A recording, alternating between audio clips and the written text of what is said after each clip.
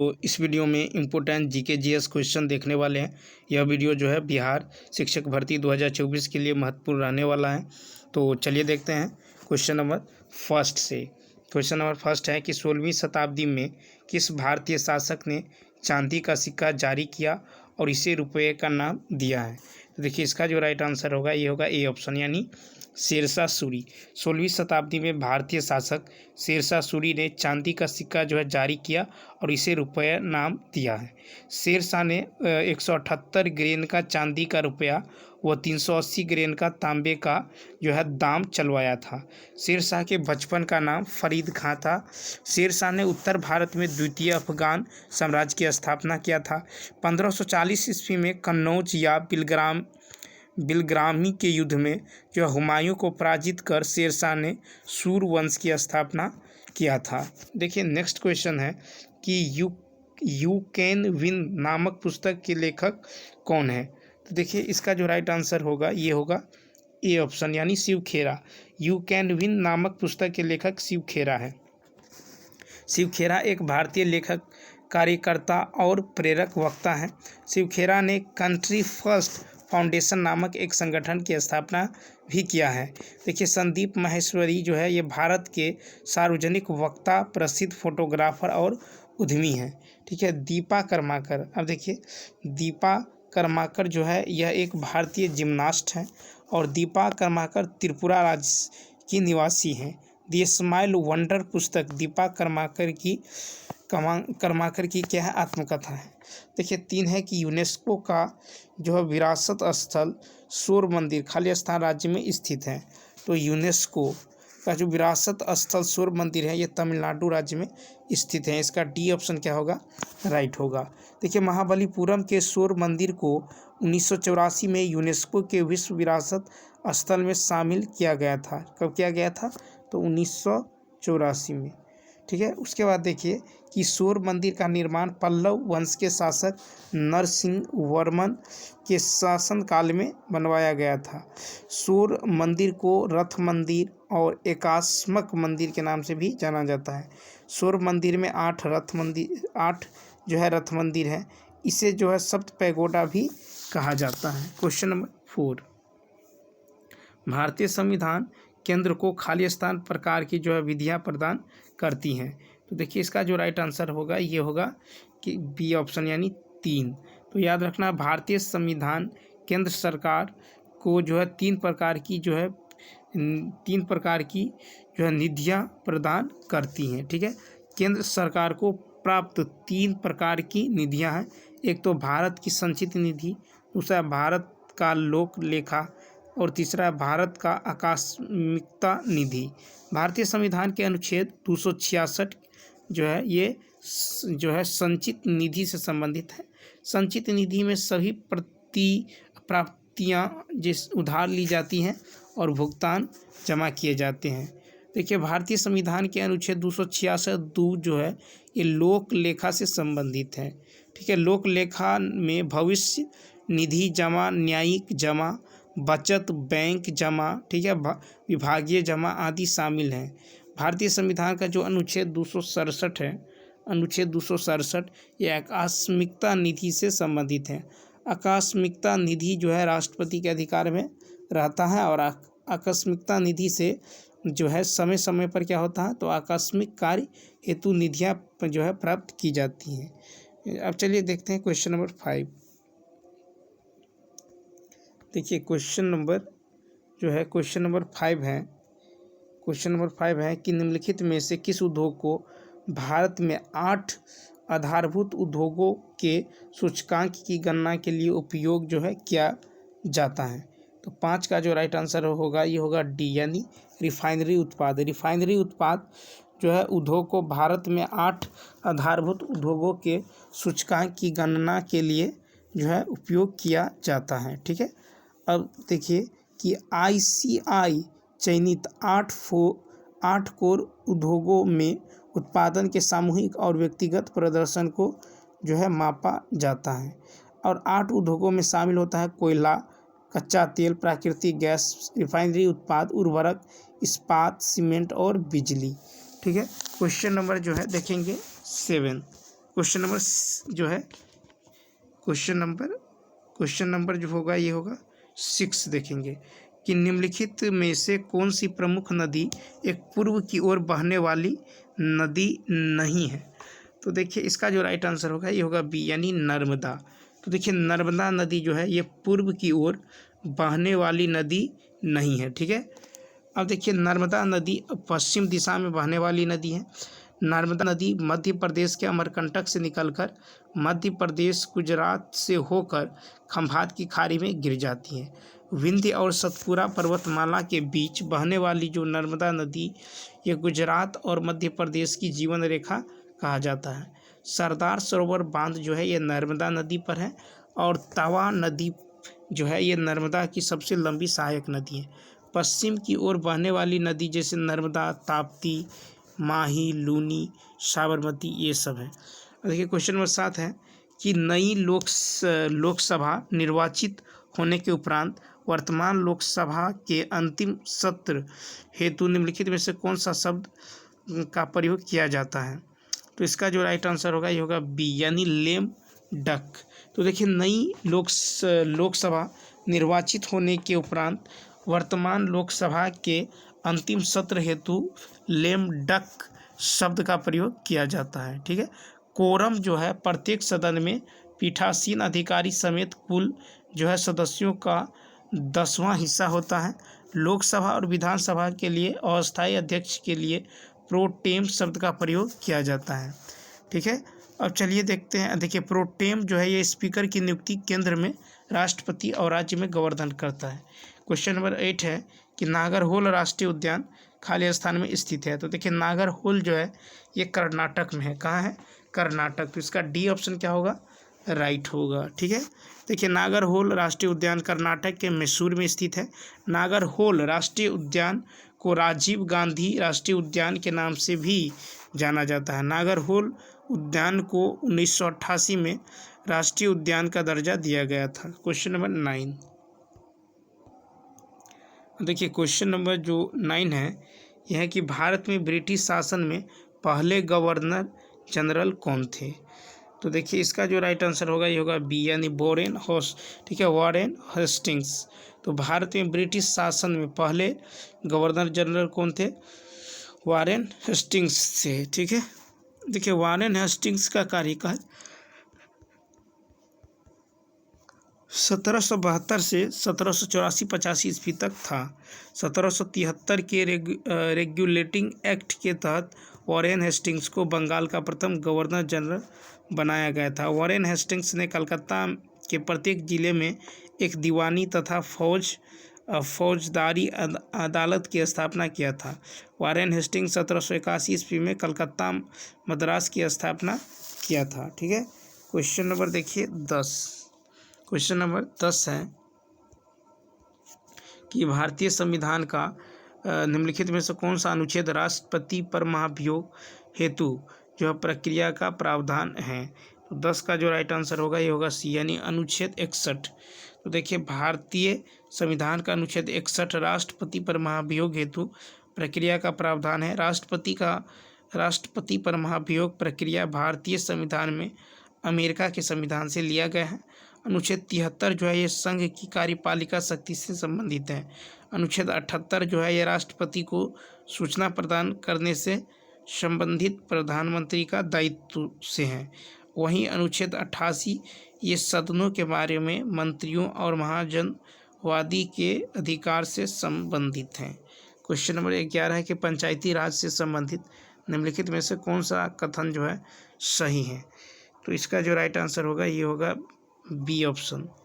ठीक है, 73वां संविधान संशोधन अधिनियम जो है 15 अगस्त 1973 से प्रभावी होगा। ठीक है, अब क्वेश्चन नंबर देखिए 12। क्वेश्चन नंबर 11 तो देख लिए, अब देखेंगे 12। ठीक है, तो चलिए देखते हैं। देखिए क्वेश्चन नंबर 12 है। क्वेश्चन नंबर जो है 12 क्या है। तो देखिए क्वेश्चन नंबर 12 है कि बिहार के गांवों तक वैज्ञानिक खेती को प्रभावी एवं गहरी पहुंच के लिए कौन सा योजना प्रारंभ किया गया था। तो 12 का जो राइट आंसर होगा ये होगा बी ऑप्शन, यानी मेरा गांव मेरा गौरव। ठीक है, तो बिहार के जो है गांवों तक वैज्ञानिक जो है खेती को प्रभावी एवं गहरी जो है पहुंच के लिए योजना मेरा गांव मेरा गौरव प्रारंभ किया था। यह योजना जो है 2015 में जो है प्रारंभ किया गया था। ठीक है, और इस योजना में जो है तो देश के सभी कृषि विश्वविद्यालयों एवं ICAR के सभी कृषि विशेषज्ञों को इसमें शामिल किया गया है। ठीक है, इसमें शामिल किया गया। अब चलिए देखते हैं नेक्स्ट क्वेश्चन। देखिए क्वेश्चन नंबर 13 है कि भारत दुनिया के कुल भौगोलिक क्षेत्रफल का कितना प्रतिशत भाग है। ठीक है, तो 13 का जो राइट आंसर होगा ये होगा ए ऑप्शन। तो क्या होगा 2। भारत दुनिया के कुल भौगोलिक क्षेत्रफल का है ये 2% भाग है।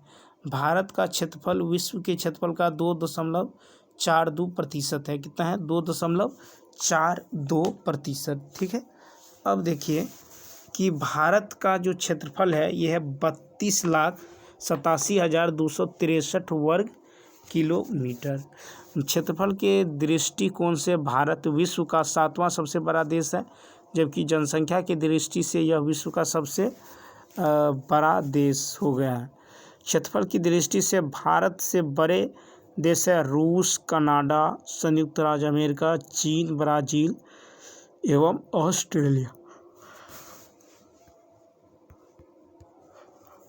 अब देखिए क्वेश्चन नंबर जो है नेक्स्ट है, क्वेश्चन नंबर नेक्स्ट यानी 14 क्या है, तो टू लाइव्स पुस्तक के लेखक कौन है। तो देखिए टू लाइव्स पुस्तक के लेखक है विक्रम सेठ। इसका डी ऑप्शन क्या होगा, राइट होगा। विक्रम सेठ एक भारतीय लेखक हैं। विक्रम सेठ द्वारा the suitable boy, sonnet, an equal music आदि महत्वपूर्ण उपन्यास लिखी गई हैं। ठीक है, BS नाइपॉल द्वारा जो है रचित पुस्तकें हैं a bend and the river. ठीक है, a bend and the river, a house पर mister Vishwas, half a life, magic seeds, an era of darkness आदि जो है ये VS नाइपॉल द्वारा रचित है। सलमान रुश्दी द्वारा रचित पुस्तकें हैं the satanic verses, midnight children shame आदि। ठीक है, अरविंद अडिगा द्वारा लिखित पुस्तकें हैं the white tiger, selection day आदि। ठीक है, क्वेश्चन नंबर 15 है कि अफ्रीकी देश जाम्बिया की राजधानी है।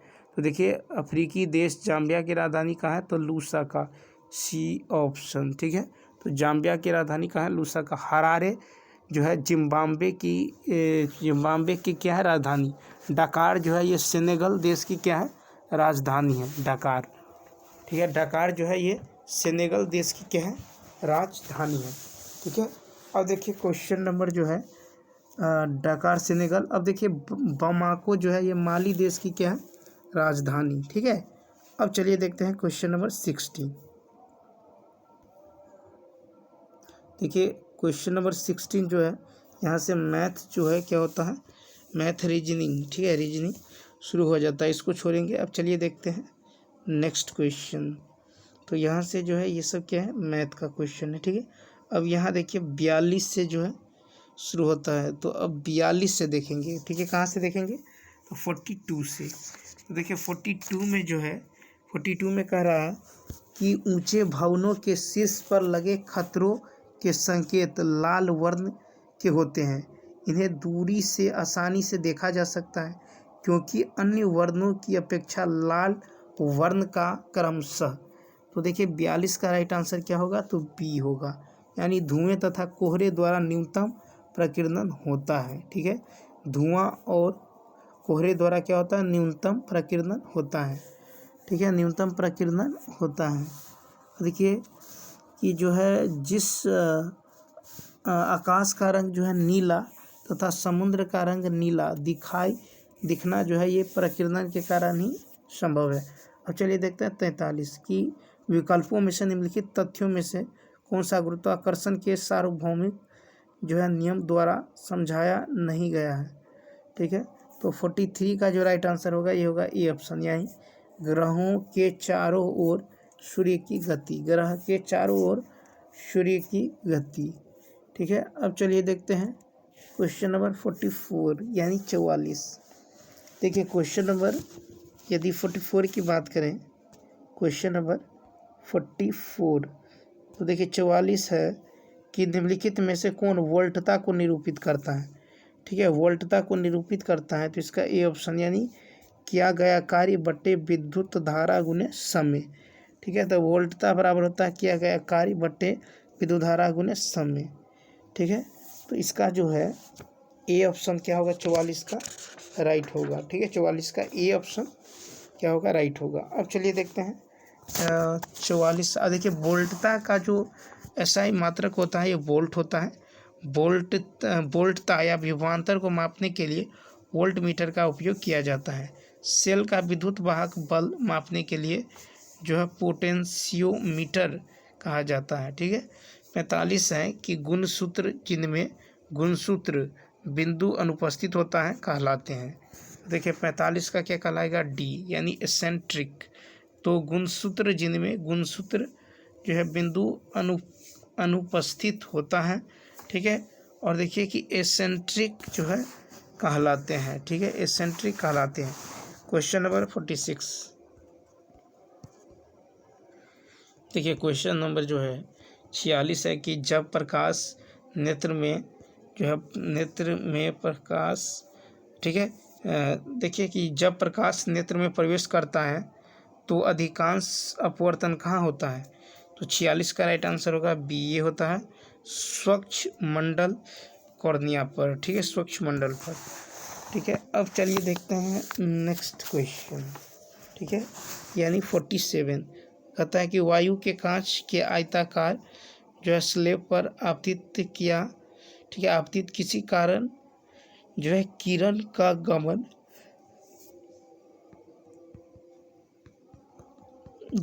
पथ से क्या होता है, तो पथ से 4 विद्यार्थियों इतना इतना अनुसरण जो है अनुसार आलेखित किया है। ठीक है, तो इसका जो है कौन सही है, तो देखिए 47 का यदि बात करें तो 47 का क्या होगा, देखिए 47 का बी ऑप्शन क्या होगा, बी ऑप्शन होगा। ठीक है, 48 है कि लेंस की शक्ति का एसआई मात्रक क्या है।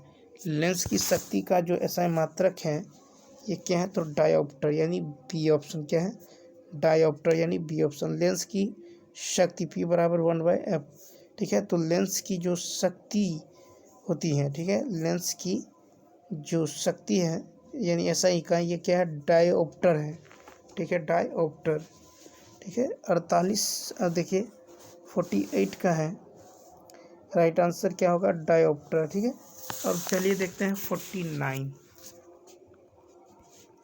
देखिए क्वेश्चन नंबर 49 है कि गतिशील विद्युत आवेश उत्पन्न करता है। तो देखिए गतिशील विद्युत आवेश क्या उत्पन्न करता है, तो दोनों विद्युत तथा चुंबकीय क्षेत्र।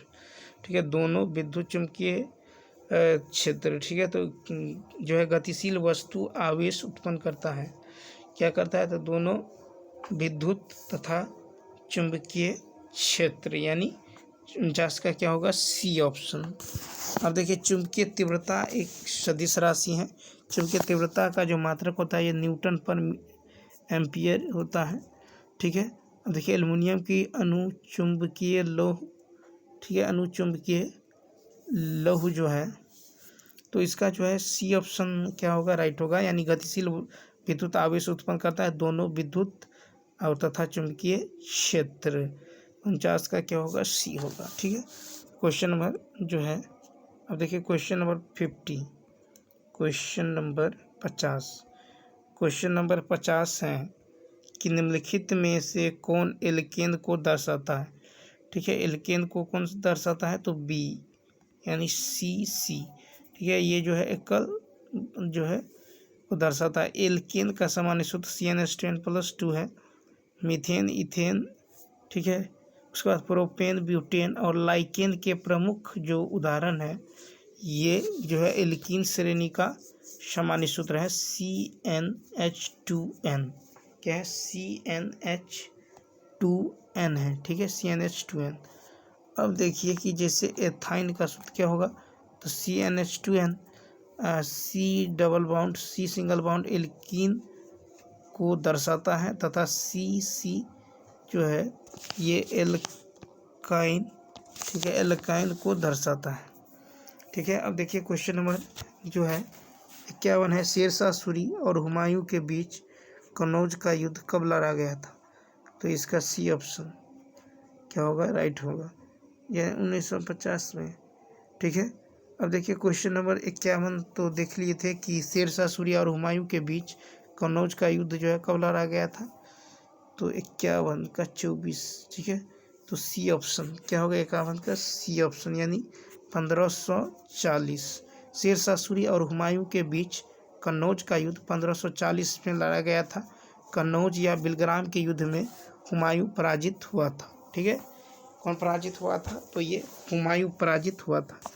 अब चलिए देखते हैं नेक्स्ट। कहता है कि राष्ट्रीय ऊर्जा संरक्षण दिवस जो है मनाया जाता है। तो देखिए 52 का जो राइट आंसर होगा ये होगा सी यानी 14 सितंबर। 14 सितंबर को क्या मनाया गया है? तो ये जो है राष्ट्रीय ऊर्जा संरक्षण दिवस। क्वेश्चन नंबर 53 देखिए 53 है कि दुनिया के एकमात्र समुद्र का नाम बताएं। ठीक है, जिंद के, ठीक है, देखिए कि दुनिया के एकमात्र समुद्र का जो है नाम बताएं जिसके पास भूमि सीमा नहीं है। तो 53 का जो राइट आंसर होगा ये होगा सी ऑप्शन यानी क्या होगा, तो सारगेमो सागर। ठीक है, सारगेमो सागर। ठीक है, अब देखिए क्वेश्चन नंबर 54 क्वेश्चन नंबर 54 है कि किसे जो है सीमांत जाना जाता है? तो देखिए इसका जो राइट आंसर होगा बी, खान अब्दुल गफ्फार खान। तो खान अब्दुल गफ्फार खान को जो है सीमांत गांधी के नाम से जाना जाता है। ठीक है, अब चलिए देखते हैं कि गफ्फार खान भारत रत्न पाने वाले पहले गैर भारतीय थे। ठीक है, उत्तर पश्चिम सीमा प्रांत में सविनय अवज्ञा आंदोलन का नेतृत्व जो है खान अब्दुल गफ्फार खान ने किया था। ठीक है, अब देखिए क्वेश्चन नंबर 55 दक्षिणी अमेरिका के अर्जेंटीना एवं उरुग्वे में विस्तृत घास के मैदान, ठीक है, मैदान को जाना जाता है। 55 का राइट आंसर होगा ए ऑप्शन यानी पंपाज के नाम से। ठीक है, क्या होगा, पंपाज के नाम से। ठीक है, तो दक्षिण अमेरिका के अर्जेंटीना एवं उरुग्वे में विस्तृत घास के मैदान को परंपरा के नाम जाना जाता है। ठीक है, और देखिए 55 का जो राइट आंसर होगा ये होगा ए ऑप्शन। अब चलिए देखते हैं यानी 56। तो देखिए 56 है कि हाल यानी लेटिन अमेरिका निम्नलिखित में से किस देश में जनसंख्या का घनत्व निम्नतम है? तो 55 यानी 56 का जो राइट आंसर होगा ये होगा ए ऑप्शन। क्या होगा, 56 का ए ऑप्शन यानी ब्राज़ील। ठीक है, तो लैटिन अमेरिका ने जो है न्यूनतम जनसंख्या घनत्व जो है ब्राज़ील का है। देखिए उसके बाद देखिए क्वेश्चन नंबर देखेंगे कि कोलंबिया का जनसंख्या घनत्व लगभग कितना है?